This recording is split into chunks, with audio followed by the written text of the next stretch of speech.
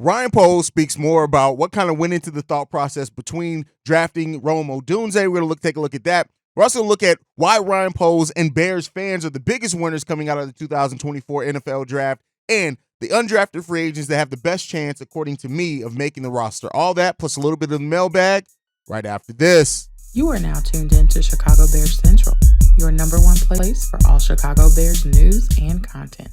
What's going on, Bears fans? Welcome to another episode of Chicago Bears Central, your number one spot for everything Chicago Bears related. I'm the host there, Haize, but more importantly, you guys can follow the channel at Chi Bears Central on every social media platform we happen to be on. With that being said, let's go ahead and get into this content. And so, Ryan Poles is on the Pat McAfee show, and he was talking a little bit about kind of the thought process that went into drafting Rome Odunze, and he said this: Rome was at the top of our list. There's certain guys you don't pass up on. Rome's one of them. It's hard to find a guy that is that big and that talented at the receiver spot. On top of that, being an unbelievable human being as well. There was no moving off Rome at all. And then Ryan Poles went on to add that Ian Cunningham actually had to get him to hold off on trading up to get Rome Odunze. So, hey, listen, the Bears clearly had the thought process of walking away from this draft with Caleb Williams and Rome Odunze. And while, Ryan Poles mentioned and talked about how Rome was one of those blue chip guys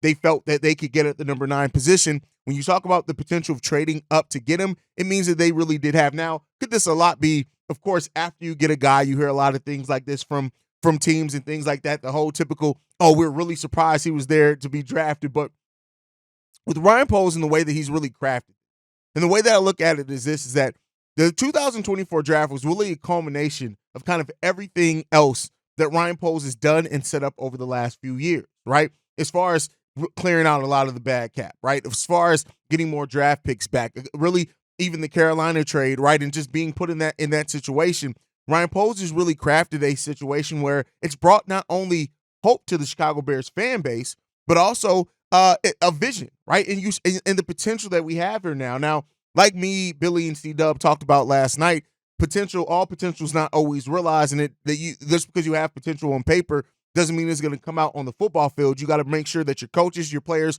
all perform to get that. But that's really why I do say that Ryan Poles is one of the biggest winners coming out of this draft, because it shows the vision that he has and really how things have come down and gone. It really just it really highlights the fact of the vision that he had to really build out the Chicago Bears team to be truly competitive again. And we got to wait to see how competitive they are once they get on the football field. But he's done that, and he has restored a lot of the hope in Chicagoland. He's done that. And so, with you look at what the Bears did with having Rome Odunze and Caleb Williams, but even outside of that, what he's done in the draft, how he's really rebuilt that secondary with all second and third year players now, for the most part, outside of Bayard and Jalen Johnson. He's really done a masterful job at crafting something here. And so, having Montez Sweat on that defensive line, trusting Javon Dexter heading into next year, this is going to be one of the seasons where it's really going to tell how well it has the vision of Ryan Poles paid off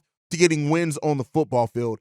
Up until this point, and that's why I asked the question I did to kind of start off the episodes this week, is that can the Bears still be considered a real building team, or have they moved on from the next phase to actually trying to compete for something, to be competitive, not necessarily contending? There's an area between rebuilding and contending for a title, and I think that's the phase now that the Bears have moved on into with the roster they've done now, and it has been one of the reasons why what Ryan Poles has done has been so great here. We haven't really had that vision from the front office that we have here now in quite a while, and I know that Bears fans haven't always agreed with what Ryan Poles has done. Hell, I haven't always agreed with every decision that Ryan Poles has made, but as I've said before, it's all about getting us to the place of, are we competing? Are we contending, right? And regardless if it's what I wanted us to do to get there or not, it's about getting there and trusting your evaluation, trusting the vision that you have.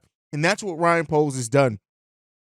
Even some people, critiquing and criticizing Ryan Poles for, sitting out the veterans that he did, not being able to keep Roquan here and things like that. But when you look at what he's done, every kind of step of the way, it's kind of made sense. Losing Roquan sucked, right? But then you were able to replace him with your whole linebacking core is basically making just a little bit over what just Roquan Smith would make. That allowed you the flexibility to get Montez Sweat and re-sign him to a long-term deal. It's going to allow you flexibility to re-sign some of these players as they come up off of contracts and things like that. Ryan Poles has done a really good job.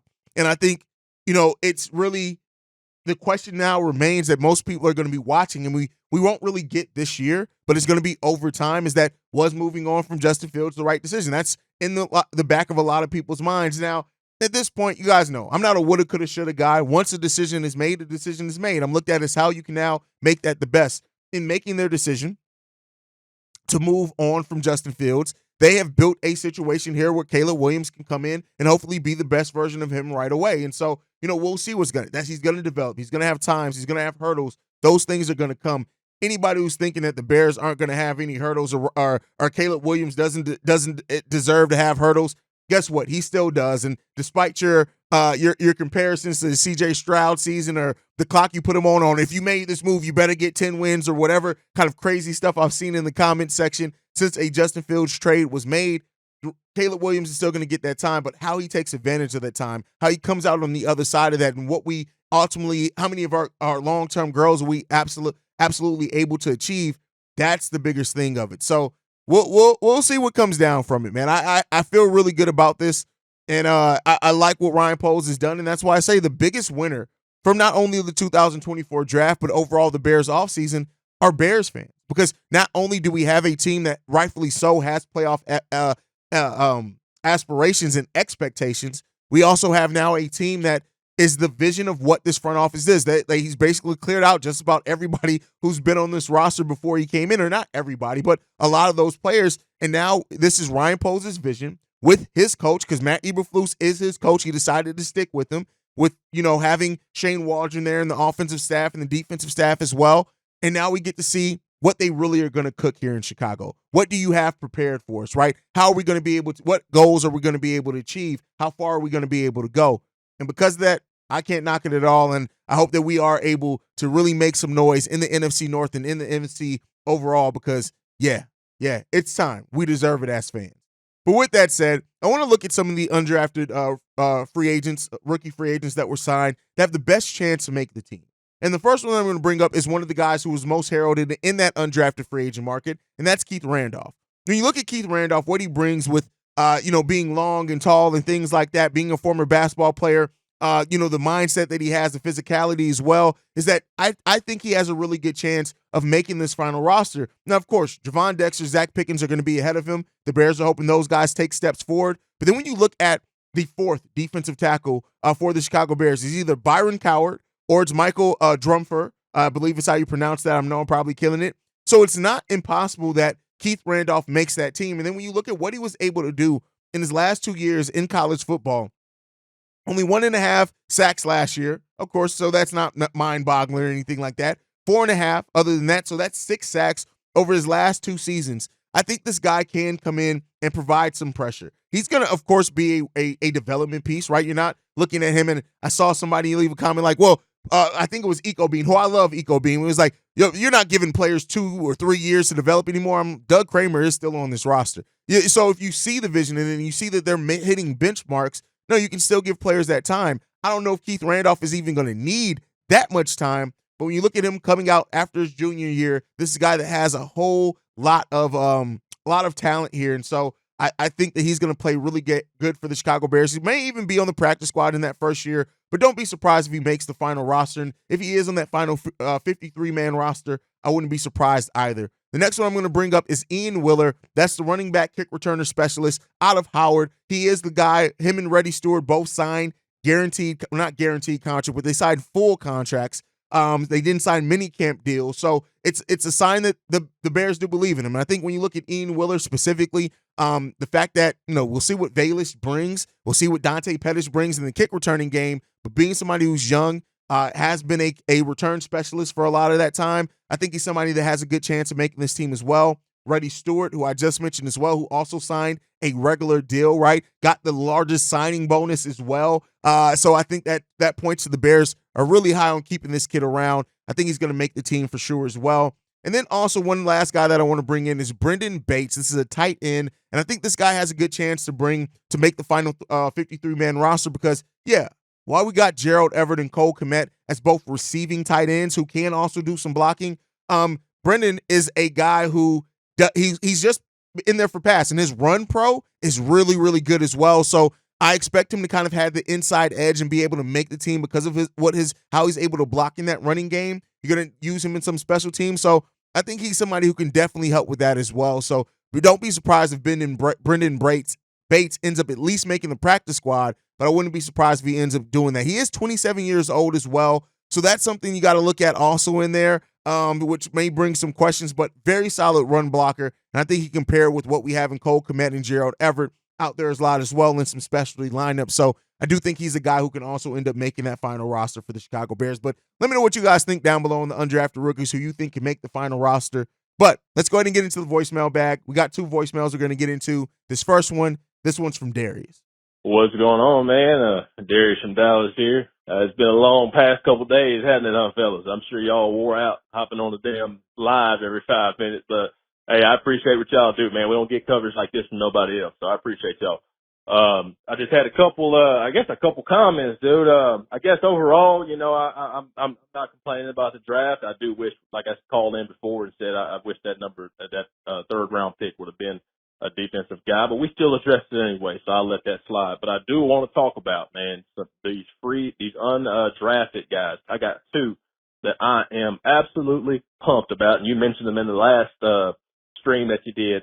The kid from Troy, that Reddy Stewart, man, that kid's got some ball skills, okay, and instincts, and that's really what you're looking for with undrafted guys. You're looking for balls, you're looking for instincts and athletic ability, so you can see some potential off in there, man. That kid's ball skills are crazy. We could just, use him as a backup cornerback, but I think he's a perfect candidate to go ahead and start training under Kevin Byard and see if in another year or 2 we don't get us a starting free safety out of the deal for cheap at that. But man, I'm almost more excited about this guy right here than I am Caleb Williams or Rome Odunze. That Keith Randolph, that defensive tackle that we got out of Illinois, man. Look, from the film that I've watched, I hadn't watched a lot of him, nor am I a scout, but something about that kid, man, reminds me a lot of Akeem Hicks. He's got them long arms, the quick feet. He uses his hands well.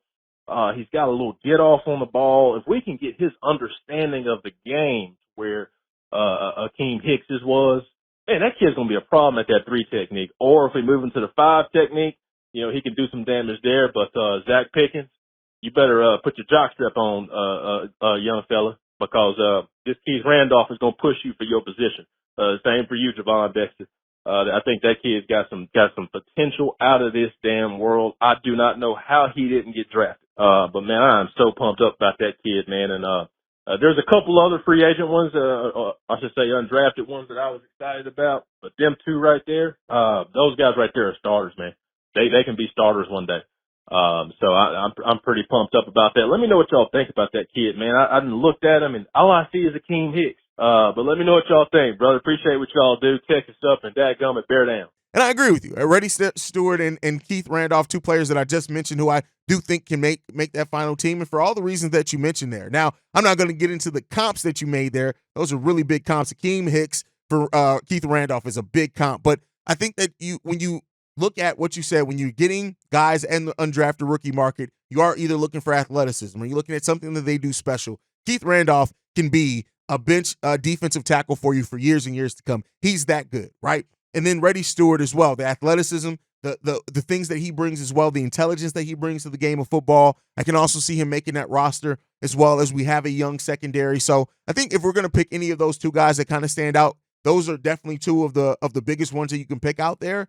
And I agree with how you view those players as well. Great voicemail there from Darius. All right, let's get into this next one. This one's from Donovan. Hey, what's going on, team? It's your boy Donovan, man. This is my 3rd time submitting this shit, so I'm going to try to get through it faster than the other 2 times. Basically, I feel like each rookie has a major imprint in the future, but as of right now, they have a lot of room to grow. Like when you look at, start from the bottom to top, when you look at players like Austin Booker, his main talent is getting to the quarterback. Can't really stop the run like that. That's not really what he needs to do. He got a lot of people to sit behind, a lot of people to learn behind, and a great coaching, I believe. So, gotta like that. So like Torrey Taylor, he gonna come in and do his thing from jump. Karan, I'm not saying his last name. feel like he's sitting pretty behind Braxton Jones, doing nothing but soaking up the information, and he can play guard a little bit if I'm not mistaken. So he's sitting pretty behind him as well. And then Rome, I feel like Rome is in kind of the similar position that CeeDee Lamb was in when the Cowboys drafted him, if not a better position than he was in because of the caliber of receivers that Rome has. Rome is definitely, for the future, he's definitely our wide receiver one for the future. But he doesn't have to be that right now like a Malik Neighbors or a Marvin Harrison Jr. has to be for their teams. So, like, he's definitely that guy for the future. But for right now, he ain't doing nothing but learning. But unlike Karan, he's still going to be on the field type shit. So you got to respect that shit. And then Caleb, I feel like Caleb has the most pressure out of everybody to perform right now. He does. But in a way, he still has room to grow too. Because not only the weapons he has around him are usually our elite run game. Hopefully this line can hold up because Justin Fields was a major part of that elite run game. But he can hide behind that run game if he's having a bad game. But mainly, I'm talking about the defense.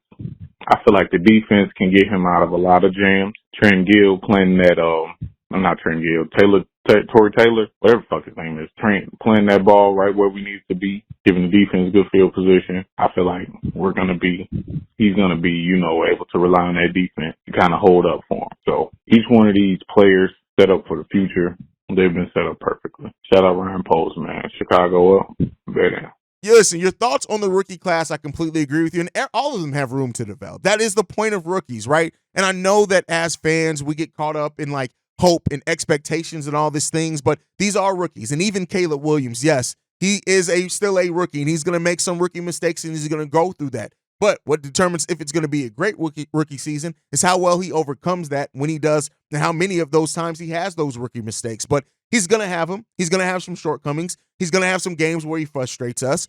That's going to happen. And Rome Odunze, he's coming into a situation where he's not going to be relied on. Much to your point, he's not going to have to do what Marvin Harrison Jr. and Malik Neighbors are going to have to do right away, right? He's going to come in, be able to fill a role, help with two veterans out there that do great wonders for him, and he's going to help, keep them fresh as well and keep it extremely versatile and dangerous with the Chicago Bears passing game. So that's a big part as well. Austin Booker, we talked heavily about Austin Booker and how him and Kieran are kind of development pieces that also can contribute for you right away, but who they're going to be in years 2 and 3 are kind of going to be more important than who they are necessarily in year 1.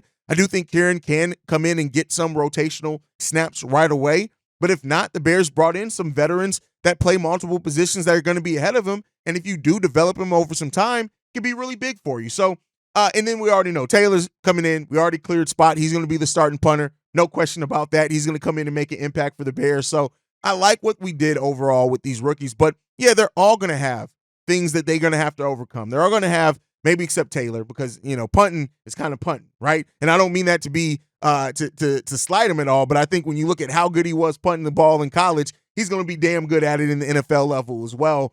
But yeah, all these guys, and don't let our hype and expectations make us forget that these guys still are rookies, and they still are going to have some hurdles. They still are going to have some shortcomings. There's still going to be times where we look at some things that they do and we're like, damn, that was a rookie mistake. That sucks. But I think that they have a better chance than not to overcome that and to be really big players for the Bears as things go forward. And so we know if Ryan Poles developed him, he's going to believe in him. And one thing that we can say about Matt Eberflus as well, he brings in a spirit of competition to training camp. Doesn't matter how long you've been on the roster, you're going to get an opportunity to show and prove you deserve and to earn a role in a spot. And so that's one of the best situations that you can be in. So we'll see. I really like our rookie class. I think it's a damn good rookie class, and I think it's one that we're going to look back on and say, hey, Ryan Poles kind of cooked a little bit with only having those 4 draft picks coming into this draft that kind of everybody thought you just had to get more and a bunch of more draft picks, which he did get one. And he got Austin Booker with that, somebody that some people thought was going to go in the 3rd round. So Poles did good, and we're going to see how this continues to develop. I feel really confident about it. I'm glad to hear that other Bears fans do, and thank you, Donovan, for leaving that voicemail. But that's my time for today, guys. Thank you guys so much for tuning in to another episode of Chicago Bears Central. Make sure you guys are following us at Chi Bears Central on every social media platform. You can also send us any feedback, questions, comments, concerns, ChicagoBearsCentral@gmail.com. And then lastly, if you want to leave a text message and our voicemail for the mailbag, the number to do so, 773-242-9494. 336. We are the number one spot for everything Chicago Bears related, thanks to you guys. And like I like to end every episode on, Chi-Town up, but bear down. Love you guys. Peace, y'all. This has been a presentation of the Break Media.